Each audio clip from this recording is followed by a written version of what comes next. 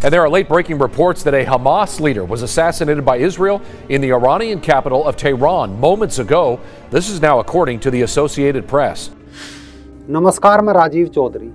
Israel ने एक बार फिर साबित कर दिया कि वो जो कसम लेता है उसे पूरी करता है, चाहे इसके लिए उसे अपनी सीमा पार करनी पड़े या दूसरे देश में घुसना पड़े।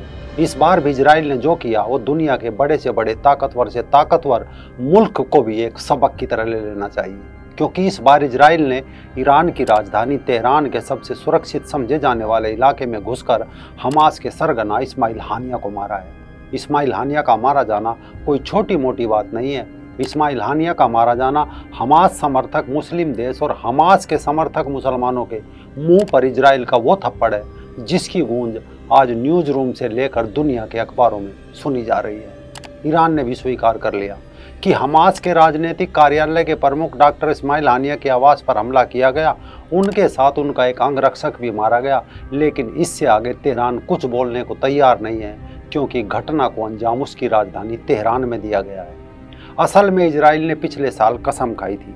वो कसम खाई थी जब 2023 की 7 अक्टूबर को हमास के इस्लामिक आतंकवादियों ने अल्लाह अकबर बोलकर इजराइल में कहर बरपा था। इस हमले में 1200 इजरायली नागरिक मारे गए थे, 250 को बंधक बना लिया गया था, महिलाओं को नोचा गया था। तब इजराइल ने कसम खाई थी कि इस हमले में जो भी शामिल होगा उसका अंत किया जाएगा।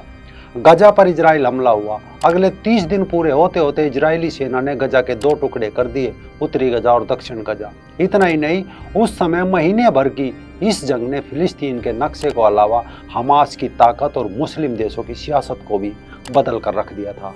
इजराइल पर जब हमला हुआ तो इस हमले के पीछे ईरान के राष्ट्रपति इब्राहिम रईसी से लेकर हमास के प्रमुख इस्माइल हानिया, उसके 3 बेटे, हमास के कई टॉप कमांडर शामिल थे, जिन्हें एक एक करके इजराइल ने लगभग 10 महीनों में सफाया कर डाला। इजराइल हमले में अब तक कुल 39,000 से ज़्यादा फिलिस्तीनी मारे गए हैं, जिसमें बड़ी संख्या में हमास के कमांडर आतंकवादी भी शामिल है। इसके बाद हमास की राजनीतिक शाखा के डिप्टी प्रमुख सालेह अल अरूरी को लेबनान के बेरूत में मार गिराया। ये हमास के लिए एक बहुत बड़ा झटका था, क्योंकि हमास प्रमुख इस्माइल हानिया का बेहद करीबी कहो या उसका मामू जान, फूफा जान, खालू जान था। इतना ही नहीं, हमास ने जो दर्द इजराइल को दिया था वही दर्द इजराइल ने हमास के प्रमुख को भी दिया। इसी साल जब भारत में चुनाव का शोर चल रहा था तो 10 अप्रैल को इजराइल ने हमला करके हमास के सबसे बड़े इसी नेता इस्माइल हानिया के 3 बेटे, पोते पोतियों को मारा था, जो हमास सेना विंग सेल में कमांडर थे। इनके नाम थे हाजिम आमिर और मोहम्मद हानिया। 11 अप्रैल को घटना ने बड़ा रूप लिया। दुनिया के अखबारों की सुर्खियां बन चली कि इजराइल की सेना दुश्मनों को मारने में अपनी सरकार की भी नहीं सुन रही है। कुछ अखबारों ने तो ये तक लिखा कि बेकाबू हो चली है इजराइल की सेना। इजराइल के प्रधानमंत्री बेंजामिन नेतन्याहू ने कहा था कि ये लड़ाई अभी खत्म नहीं हुई, हम हमास और फिलिस्तीनियों पर नज़र बनाए रखे हैं, वो छिप नहीं सकते, उन पर कब, कहाँ, कैसे हमला करना है ये हम तय करेंगे। साथ ही ये लड़ाई भी कब खत्म होगी इसका फैसला भी इजराइल करेगा। तब लोगों ने यही सोचा था कि इजराइल इतना आगे नहीं बढ़ेगा। 19 मई को दुनिया हैरान हो गई जब पता चला कि हमास और इस्माइल हानिया के दोस्त समर्थक ईरान के राष्ट्रपति इब्राहिम रईसी हेलीकॉप्टर क्रैश हो जाने के कारण मारे गए। रईसी के साथ हेलीकॉप्टर में ईरान के विदेश मंत्री अमीर अब्दुल्लाहियान, ईरान के पूर्व अजरबैजान प्रांत के गवर्नर मलिक रहमती भी सवार थे। ये हमास के लिए भी झटका था और ईरान के लिए तो बेहद शर्मनाक दिन था, क्योंकि ईरान चाहकर भी इसका इल्जाम इजराइल पर नहीं लगा सकता था। अगर वो ऐसा करता तो दुनिया के सामने उसकी इमेज का बंटाधार हो जाता। खुद को मुसलमानों का खलीफा कहने वाला ईरान अपने राष्ट्रपति की सुरक्षा नहीं कर पा रहा है, ये खबर दुनिया भर में गूंज जाती। लेकिन नेतन्याहू ने अपनी कसम पूरी की और हमले में शामिल लोगों को निपटाया भी। अब अरबी और इस्लामिक टीवी चैनल्स के पास इजराइल और यूएनओ को बद्दुआ देने के अलावा कुछ नहीं बचा। अरब के देश भी अब जान चुके हैं कि वे सीधे तौर पर या छिपे तौर पर इस लड़ाई में नहीं जा सकते।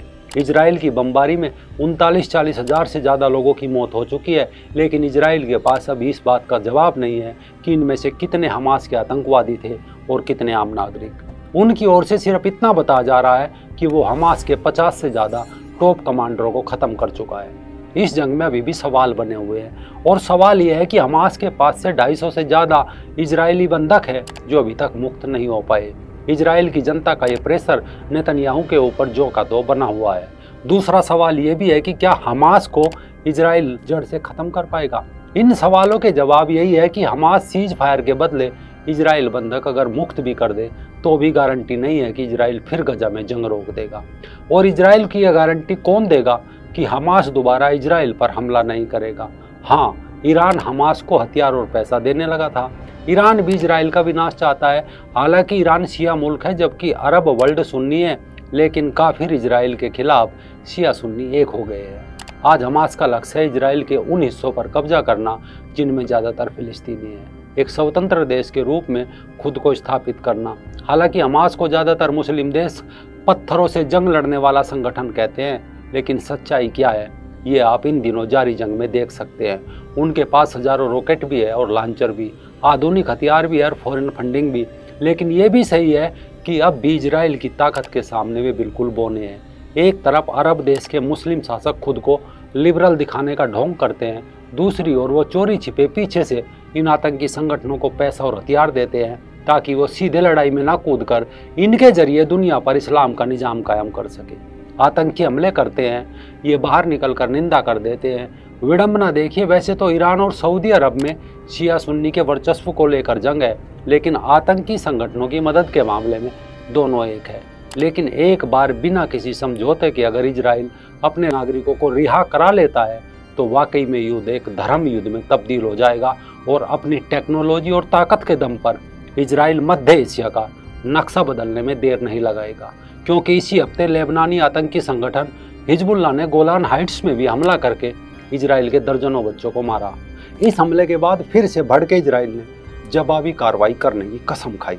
घटना के बाद से हिजबुल्लाह हाई अलर्ट पर है। इसी बीच इजराइल के साथ तनाव कम करने के लिए लेबनान, अमेरिका, अन्य देशों के संपर्क में है। माना जा रहा है कि अगर तनाव शांत नहीं हुआ तो ये पूरी तरह युद्ध में बदल सकता है, क्योंकि पिछले 24 घंटे में इजराइल ने अपने 2 बड़े दुश्मनों को मारा है। इनमें एक बेरूत में हिजबुल्लाह के कमांडर फुआद शुकर को ढेर किया है और तेहरान में हमास के प्रमुख इस्माइल हानिया का खात्मा कर दिया है। देखते हैं जंग कहाँ तक जाएगी। कमेंट बॉक्स में अपने राय जरूर रखें।